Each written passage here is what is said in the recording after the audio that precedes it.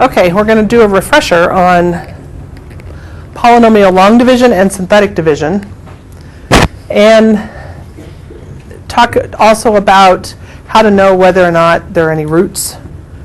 That's kind of the purpose of using polynomial division and long division, is if you have no remainder, whatever number you just divided into the other is a root. Okay, sometimes we'll do actual polynomials into other numbers rather than just a root into a polynomial to see if it's a root. But so just for a refresher, to figure out whether there are any roots or zeros, those are synonymous, in a polynomial, there's something called the rational root theorem. To find all possible roots of a polynomial, you take all of the factors of the constant and you divide it by all of the factors of the leading coefficient. If the leading coefficient is 1, your life's a lot easier, because then you're really just worrying about all the factors of the constant. If it's not 1, then you're going to have to do all possible combinations. So it's always plus or minus. And so like this is an example of one where the constant was 5, and the leading coefficient was 12. So we have plus or minus 5, which is all just 1 or 5. Then we've got plus or minus 1, 2, 3, 4, 6, and 12 in the denominator. Okay, so that's why you have all of these possible root combinations. Okay, that doesn't mean that these are all going to be roots, because this is it's an 18th, so you could have some double roots in there. There's going to be 18 total roots in that problem, which you won't have to do in this class. But not just because they're potential doesn't mean they actually will be. But that's how you really start your long division or synthetic division, is trying one of those roots and see if you get a remainder of 0. If you get no remainder, it's a root. It goes in evenly. Okay. To just do a quick refresher of long division, I'll just do a problem.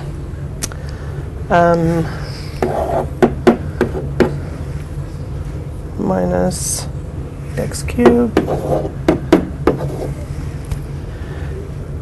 plus 4x squared 11x minus 1. And we're going to divide that by another polynomial. So you're going to put x squared minus 1 here.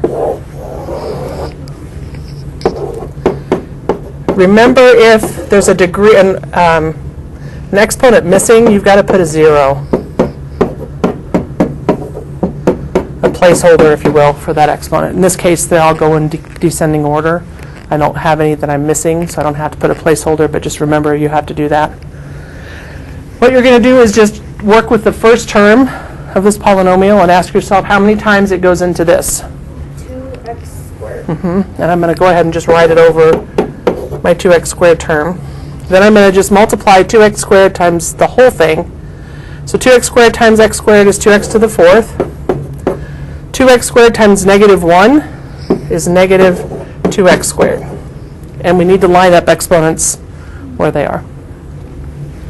Now I'm going to subtract everything. So I change the sign. Okay, this is just 0. So negative 8x cubed minus 0 is still negative 8x cubed. This becomes 6x squared minus 11x minus 1. Now x squared times negative 8x. And that becomes negative 8x cubed plus 8x, right? Change my signs. 6x squared minus 19x minus 1. X squared goes into 6x squared 6 times. And it's minus 6. Change the sign. As soon as the degree down here is smaller than the degree up here, I can't do anything else. So this is not going evenly. My remainder is not 0. So the way I write this answer, So do you ever do anything with the -1? With the -1 up there? I did. I just added it. What do you mean? Oh, okay. Well, I meant the x squared minus 1 that we're dividing. No, well, every time I find out what the first term goes into, I multiply it by the -1. So 2x squared minus 8x plus 6. My remainder, 6, is, so it's going to be plus -19x plus 5 over x squared minus 1. And that's my final answer. Okay? You'll only do synthetic division when you've got just numbers, not polynomials. If you have a polynomial divided by a polynomial, you're going to have to use long division. If you just have a number, you can use synthetic division. And so let's just do one where we're trying to find zeros.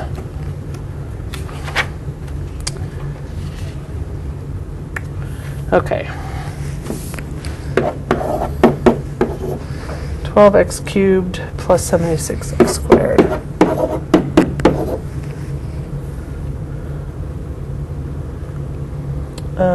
Plus 107x.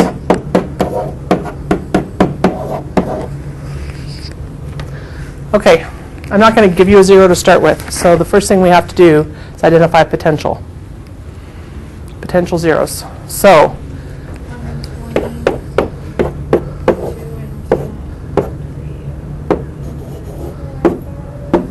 yep, I need to put 4, 5, 10, 20. 1, 2, 3, 4, 6, 12. Right? So lots of different combinations here. I know plus or minus 1. I'm going to just do my whole numbers to start, maybe my first 4. And see if I can get any one of those to go in evenly before I deal with fractions. Because it'd be nice if maybe I had at least one whole 0 instead of a fraction. Okay, so this is what I'm working with. I go 3, 2, 1, 0, so I'm good. I'm not going to have any placeholders. And what I'm going to do is just write the coefficients. 76, 107, and -20. And I'm just going to start with my first, do it up here. Okay, so the step here, you bring the first number down, multiply it by this number, add, multiply, add, and I can see it's not going anywhere. Fun. Because I want that number at the end to be 0. So stop this, and I'm going to work my way backwards. I'm just going to pick another one. 12, -48. What is that? 26, 28. Is that right? 56 times 2 is 112, which is 5, -5, times -4 is 20. There it is. Okay, so what I have left is going to be 1 degree less than what I started with. So I know x plus 4 is one of my zeros, or one of my factors. And now I started with a cube, so this becomes 12x squared plus 28x minus 5. I could just go ahead and do another one, but once I get it to a quadratic, that's kind of my goal with synthetic division.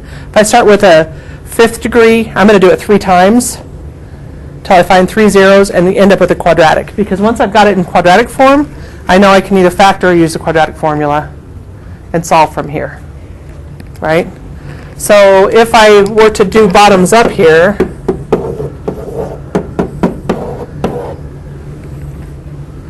30 and 2.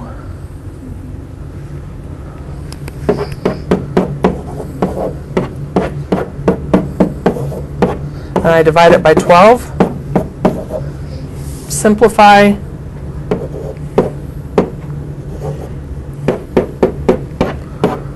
And so if I'm solving, I really don't need to pull it up.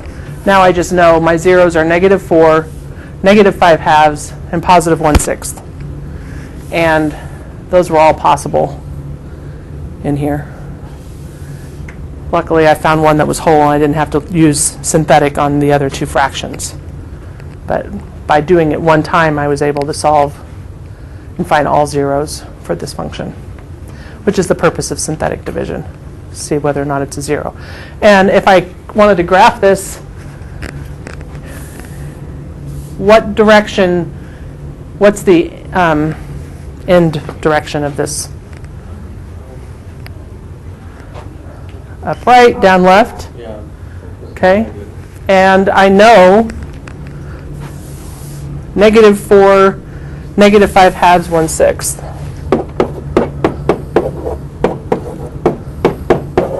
So I could just do a general, that's -2.5, so it's going to be a 0 there, a 0 there, a 0 there. I know it's going to start up and it's going to end down, right? So I don't know how high it is yet without doing some points, but I can get an overall idea just from that information, which is the point of finding your zeros and knowing the end behavior.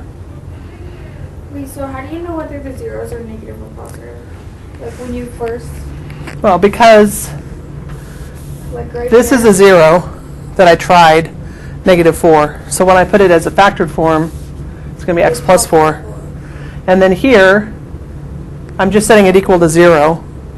So to solve this one equal to 0, I'm going to have to subtract So like when you the find opposite sign of the what you first think. part, like when you find the zero or like find the possible ones, Uh-huh. you have to try them to determine whether it's positive or negative, right? Well, you put in a positive, you could put in a positive, a negative. Yeah. Whatever you put in is, Okay. that's the sign of your 0. Okay, if I wanted to do this problem using long division, I would have, for this 0, I would have used x plus 4. And I would have gone in into that. You put the factor here, you put the actual 0 in the synthetic. And then goes in 12x squared, and then so on. And when I would have finished the long division, I would have ended up with no remainder.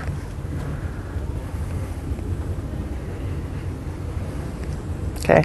The idea is whatever I get up here, when I multiply it by here, by this, and FOIL it, I'll get this.